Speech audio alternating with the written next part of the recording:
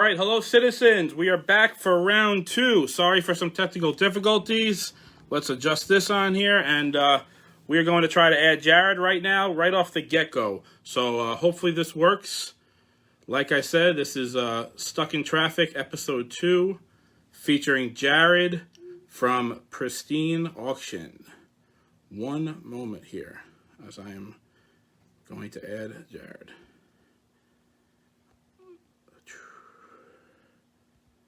All right, Jared, the invite was sent. Hopefully you're able to get it this time.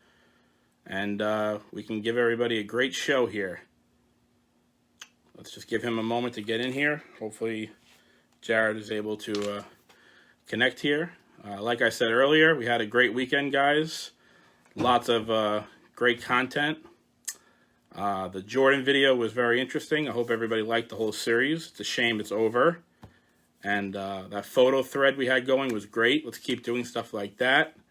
Let's keep posting. I see here. I don't think Jared's in yet. He'll be here in a second, hopefully.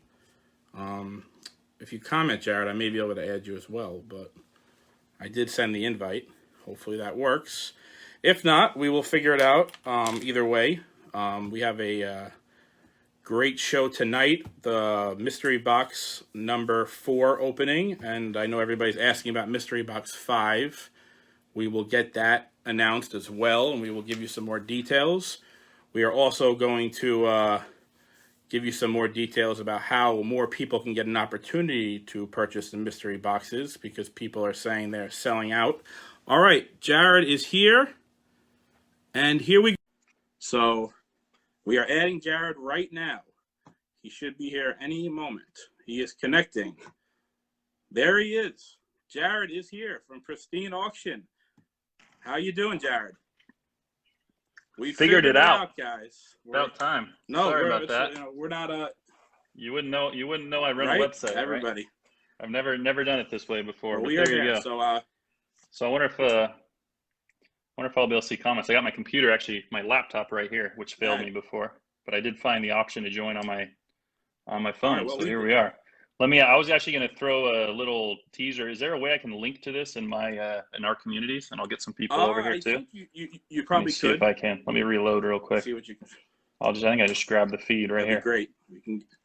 All right. Sorry, I can try to multitask. Go for it. Well, I can't promise it's going to go well, but it should just take me a second to throw this in our community groups real quick. We appreciate it too, because we're trying to get the group to over 2,000. Because once we get 2,000, we're giving away a beautiful 11x14 Daniel Craig to our members.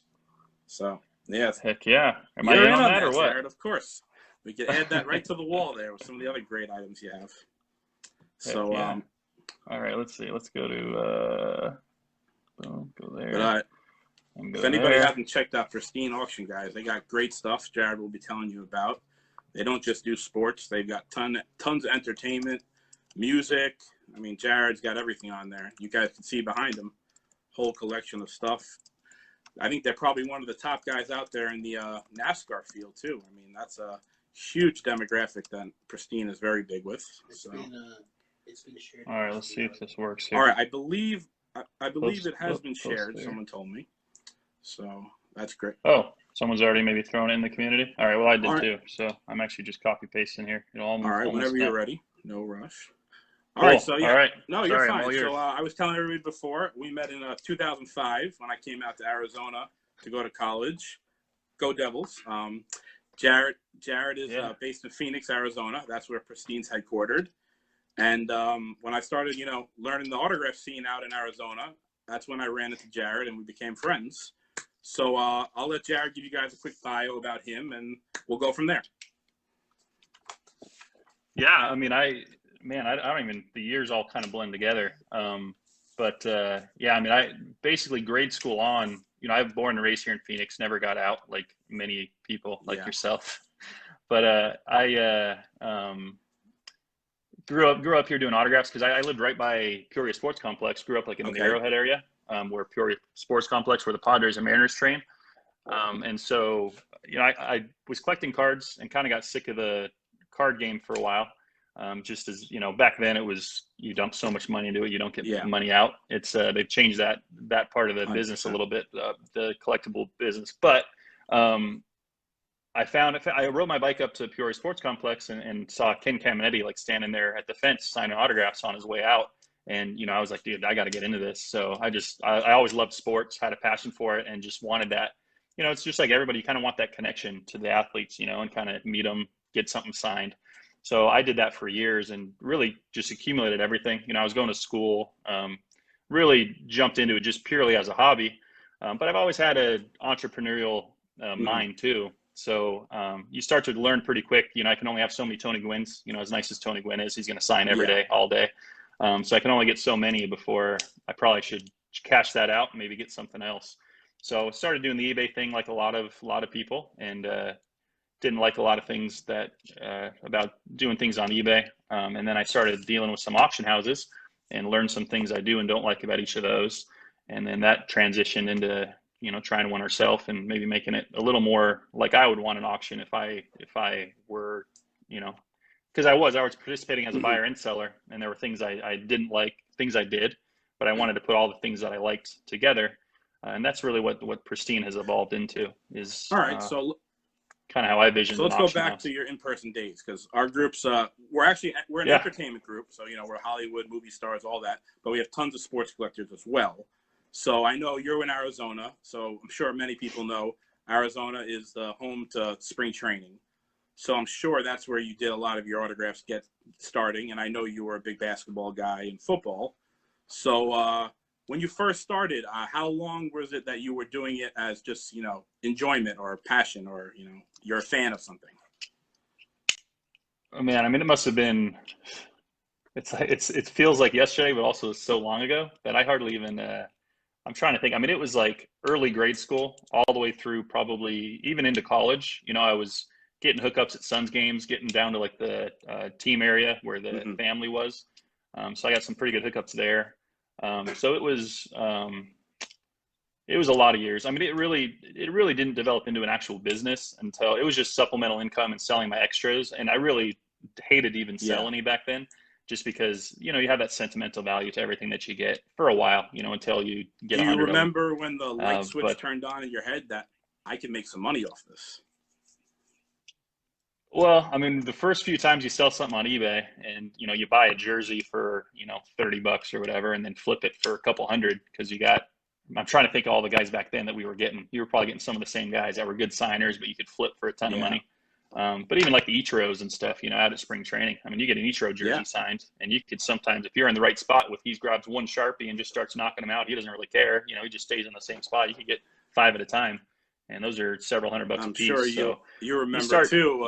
Entrepreneurially. I remember you had Steve Nash at the peak of his career, and he was pretty good to you guys, right? Yeah. Yeah, he was pretty good. He was hit or miss. He didn't love doing it, but he would do it. You could definitely catch him, and you start learning, the little tricks. I'm sure a lot of guys out there know a lot of those spring training tricks where you go to like the home park when they're going to play away. And you start learning, and obviously a lot of people who chase don't necessarily want to share some of those, and understandable because you don't want to ruin it for everybody. But when you get in that little inner circle, you have little buddies that do the same thing. You learn some of those tricks that help out a lot. And again, you get so much of the same thing. I always had a collection and still do. You can see a lot of it behind me. I don't know how many of those. There's some things that I actually got in person. There's a Kobe ball at the bottom there that I actually got in person.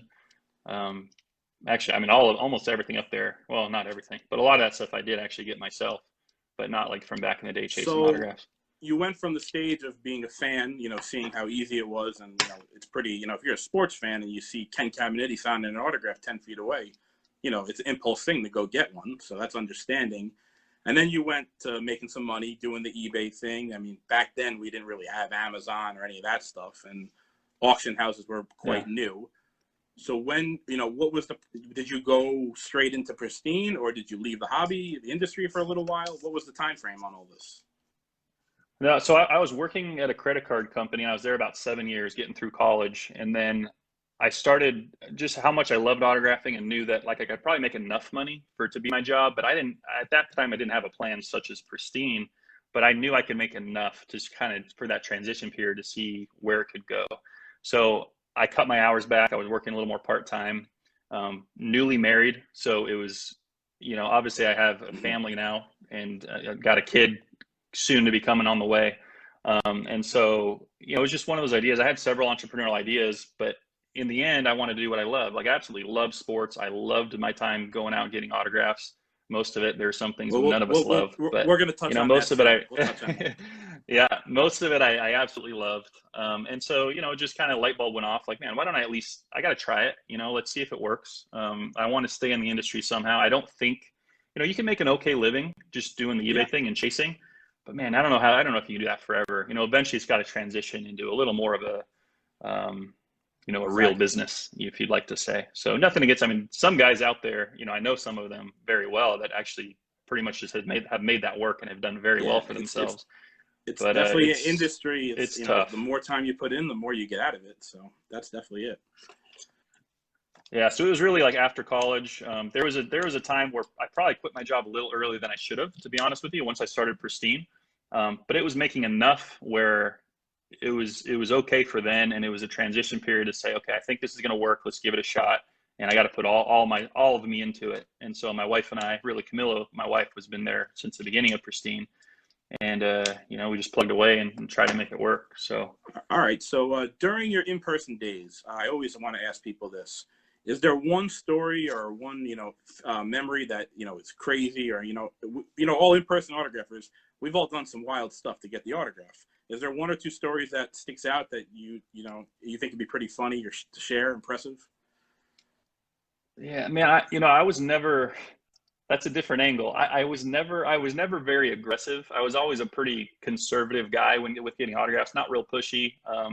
I'd go to the team hotels, but I wouldn't chase the guys in the car like a lot of people would. Nothing against that. It works. If they're going to sign, I was always frustrated because I'd be like, yeah, I kind of want to respect them. I don't want to run after them. And then everyone comes back having gotten their stuff signed. So, but for whatever reason, I wouldn't do that. But, I do the hotels and all that. I don't know. I can't think of anything. My best time in getting autographs was definitely when I'd get the hookups at the Suns games and I'd be able to go back. And I was a huge basketball fan. That was my sport. So I loved going. We'd get hookups where we didn't even have to have a family pass, but the security just kind of put us in a little club and they would just wave us through. So we'd go down where the visiting team would come through, and it's their family area. There'd be about 5-6 of us that were kind of in the group that would get down there and get autographs. And then it's a family area. So for the most part, the guys would take care of you. Not all of them, but for the most part, you'd clean up. So I actually had a buddy of mine who was a friend of mine through high school and college that I basically bought season tickets for us. They were nosebleeds, but we didn't care. We had a lot of fun. This was the Suns years where we had the playoff runs where they were really good. So I would say, came to the games. I said, I'll give you season tickets. You just get me the autographs. It's a good deal. And it was a good deal. Yeah. So he would get me all my stuff signed and I'd load up. And that was really how I accumulated a lot of my collection that eventually became the first few Pristine auctions, essentially in 2010 is when we started that. Who were a few of the names you got doing that you would think, most guys who ran for autographs weren't able to get without that edge? Yeah, Shaq, Dwayne Wade, Kobe. Kobe was never, I don't think, the easiest, but he would do it back there. Most guys on most teams, you'd still have like the Kevin Garnett wouldn't touch it. You'd still have the guys that just absolutely are impossible, no matter where you see them, and just don't really care. They just put their headphones on. They don't care if you're family or not. They just walk right by everybody. Hey, Kobe in the but for the most part, that time frame, you couldn't ask for a better name. So that's for sure. Yeah, that was actually one of the good stories too. Is and this kind of the guys who are in the autograph hobby will understand this, but you're in the group and you got your buddies, and for the most part, like, I was the kind of guy who always looked out for those people, but they're, in the right situations, those guys are going to they don't care about anybody. It's every man for themselves, which I get it. That happens. But so there was a situation where the Lakers were playing the Suns in the playoffs, and obviously we all had all our Kobe stuff ready to go. And they, for whatever reason, they wouldn't let me back. There were too many people, and it was pretty much me and my buddy that got stiffed, and they wouldn't let us back. And one of the guys that was in the group had a lot of pull, and he just kind of left us. He was like, whatever. He took off. And so, but we had, back then we used to get the sideline passes. People would leave at halftime because they're the guys who have the first row, essentially, the first 3 rows in the Suns games. And that would get you back to the Suns area after the game if you wanted to. So we would get people to give those to us, sit in the seats for like a quarter, and then we go back to the Suns side. But the Suns side was kind of worthless because you could get them in practice anyway. But in this case, we were like, all right, well, that's our only option. So we went to the Suns side. And on that particular day, Kobe decided to walk the other direction and go out the wow. Suns' way because he wanted to go say what's up to somebody. So all the guys who kind of left us stranded on the other side didn't obviously get Kobe. And on that day, actually, I have right on this wall, I've got the Kobe. It's actually outside the office, though, but I got the Kobe jersey I got that day, still signed. It was like a pro cut yellow, really nice jersey.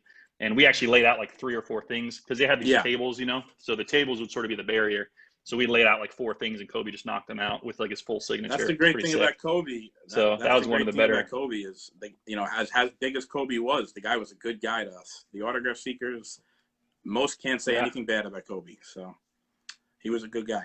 Yeah, other than at the arena in this team area, I don't remember really getting him. But I did the hotel here and there, but I didn't do the hotel. You know, I wasn't as religious at the hotel. He was probably a little tough in Phoenix because, you know, the Phoenix Lakers, you guys had a hell of a rivalry. So, you know.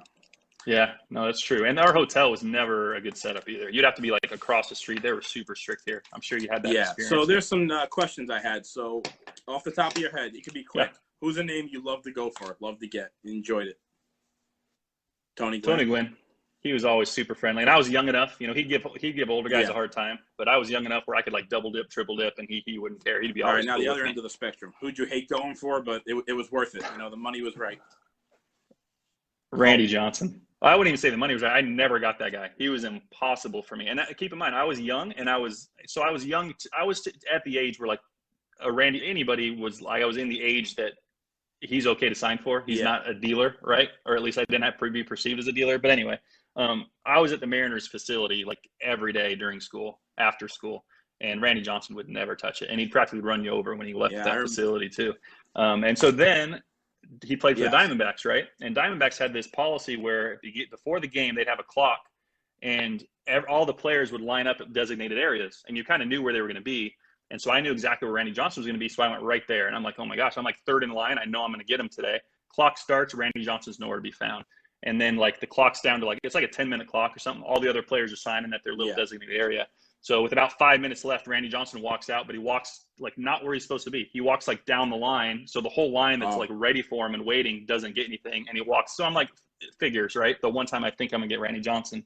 So then years later, he's with the Giants, and we're at the spring training facility, and Randy Johnson comes out, and there's a few of us that are waiting that all know that he's impossible. And we were kind of jokingly at that point asking him to come over, and he was like, "Oh, hey, what's up, guys? Sure." Walks right over and signs, gives us like the full signature. It was wild. So I have no idea. Like I think as he got older, he loosened up a little bit.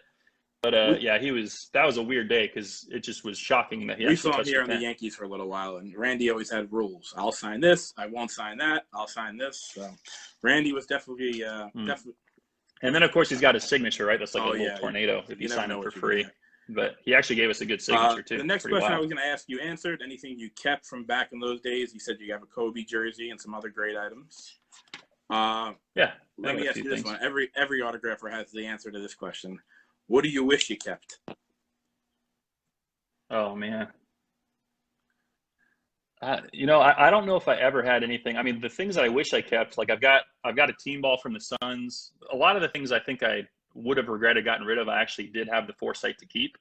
I can't think of anything. I didn't get anything crazy. It was all pretty run-of-the-mill stuff that I typically get. I just get a lot of it.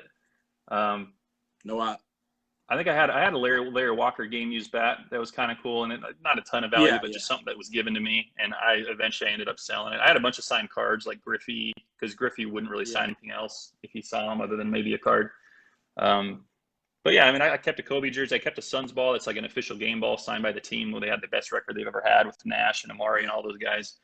So I got a few things. I don't know if I can think of anything specific that I regret. So let's fast forward a few years. So I'm sure a lot of people in here are, big fans of Pristine. I've been on there for years with you, and I know a bunch of other fans were excited for you today. But the people that don't know about Pristine, kind of tell them about the evolution of Pristine into where we are today. And I also heard some kind of rumor that Pristine may be doubling in size. Am I right? Sort of. I mean, just continuing our growth trajectory. And we're getting into some other things. Like we're doing some box breaks now, there's been a fun history behind that. And that's been going really well. It's been a lot of fun. But I'm sorry, what was the start of the question? I totally got distracted. How many, you start kind of the history of your employees to where you are now and the size of the facility and whatnot. So. Yeah, so we started 2010, and about every year we've moved. You know, we actually bought a house just to run the business out of, to get out of our, I started in the room of my house in 2010, and then it grew out of that. Went to a house, and then our third location was finally an actual office space. And then in that office space, we continue to expand. Today we're here in Phoenix, we're at about 37,000 square feet. And then we're building a second facility, which is about a block away. That's about 22,000. So, you know, we just continue to grow, continue to, you know, need more space.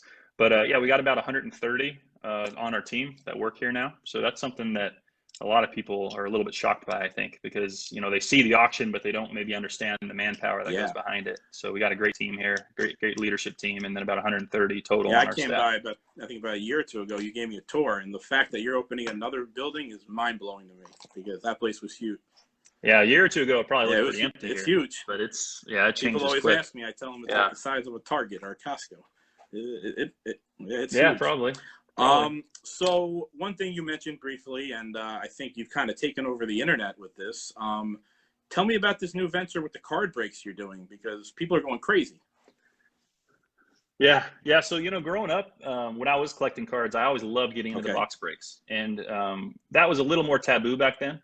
But it's become a real staple of the really collectible industry. You know, at National, they have a whole pavilion that's dedicated to box breakers.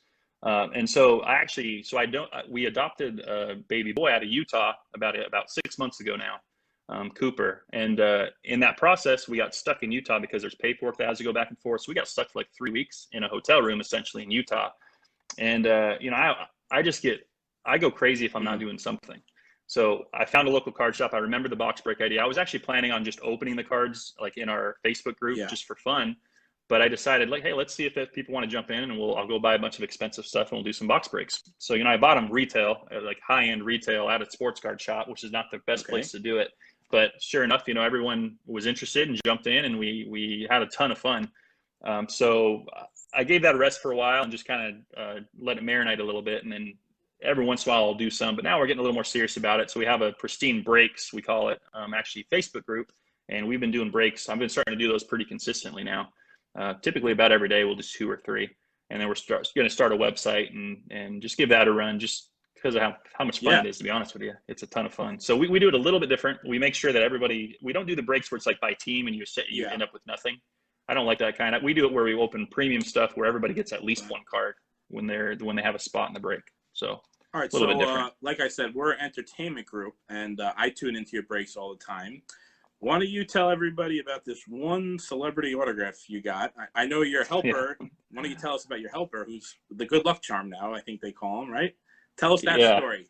Yeah, the cool part is my son Bentley, who's 9 now, I have not been able to really get him very interested in the sports memorabilia. He's just kind of meh. I mean, he thinks it's cool. He'll come to the office and think it's cool, but you know, he's at the age where I ask him what he wants to do, and he's like, oh, I want to be a train conductor for a living. He's still in those, you know, he has no interest in working at Pristine. But anyway, so we've been getting into sports card breaks, and he loves it. You know, he wants to do the breaks with me all the time. And so I've been having him on camera doing the breaks. It's been a lot of fun doing that with him. But yeah, we opened a box of Leaf Pearl, and that stuff's pretty incredible. And we got a Prince autographed cut out of there, a 1-of-1 Prince. And of course, he opens it. There's a gift that's going around in our group that got made from it. It's pretty funny, but you know, he opens it and has no idea who it is. And I'm just in the background like, oh my gosh, that's a Prince autograph. Like, that's impossible. I mean, I don't. You guys know better than me. Prince, I don't think signed anything ever. So all my listeners and viewers right now, he's talking about Prince the musician. I've been doing autographs for 20 years. We saw Prince one night in LA randomly. You couldn't even approach him. I don't think Prince signed any autographs in the 90s. I know it was early, mid 80s, but Prince autographs, they're basically unheard of. So this was unreal. Yeah. I mean, I'm sure there's a handful authenticated that exist. And, you know, you could tell it came out of some kind of document that they had gotten it out of. But, you know, fully authenticated, it's pretty stinking sweet. So, yeah, that's probably one of the better pulls we ever had. Real-time reaction, you know, like, what did I just pull? Yeah. Yeah, that was fun. Yeah. And Bentley was funny because he still has no idea. I mean, he talks about it all the time now. Like, oh, remember when I pulled the Prince cut? But of course, at the time, he had no clue what he was looking at. All right, so we're getting to the part where people can get involved with Pristine. People that don't know about Pristine, why don't you tell them? You know, is it a weekly auction, a daily, a monthly? Like, tell them about what they see on Pristine. Yeah, the answer to that question is yes. You know, we're all of those things. It can get confusing, but we have all kinds of different formats. So my favorite is we have a daily auction where everything starts at $1. There's never reserves, and there's almost always 1,000+ lots there. We actually even started this past year a 10-minute auction. So it's not all day, but on a schedule, if you go to the site, you'll see it. For every 10 minutes, there's 3 lots that go live, and those start at $1 with no reserves on those either.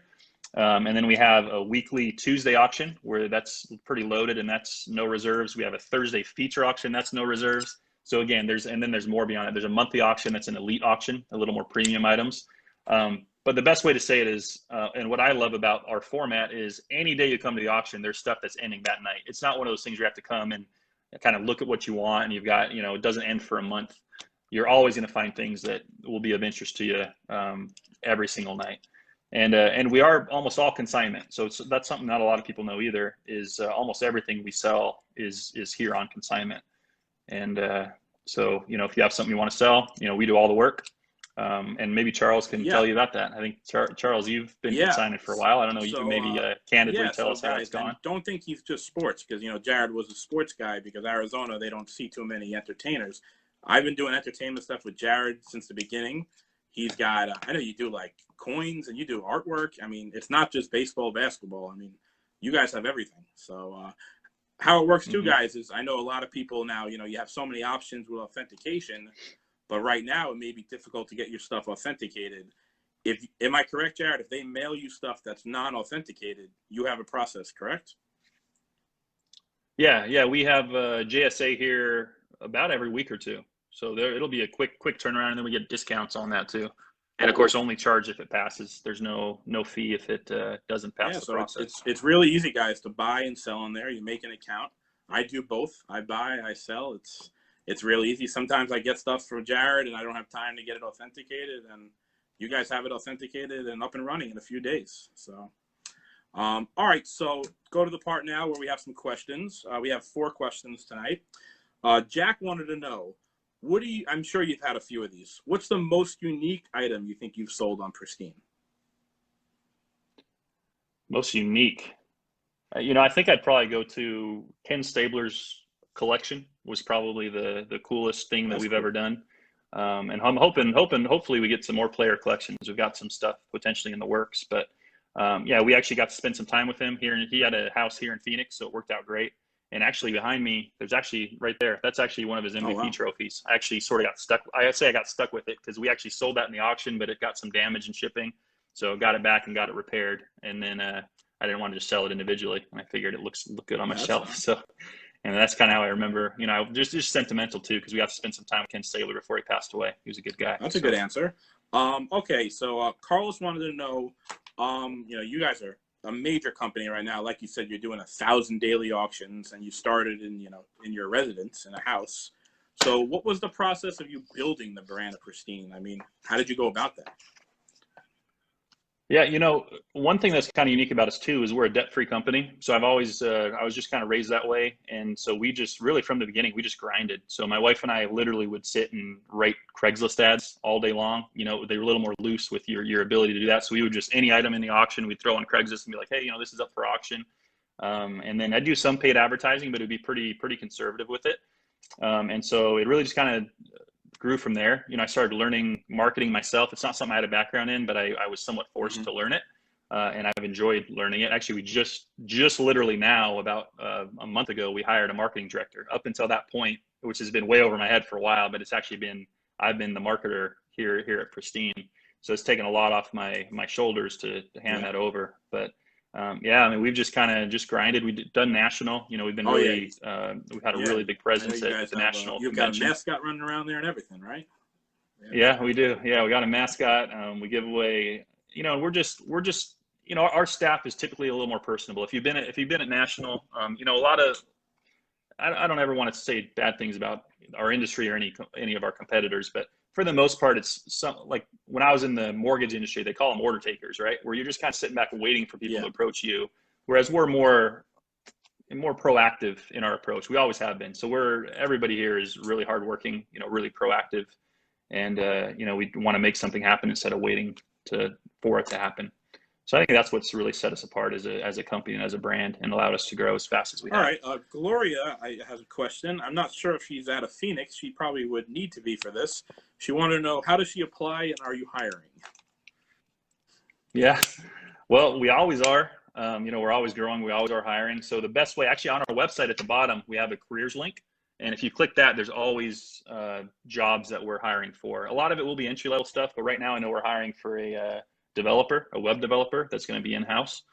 So that's something that we're looking for. So there's sometimes some higher level positions available there, but that's the best way to find The last those. question is from Mike. He said he's been a long-time follower of Pristine.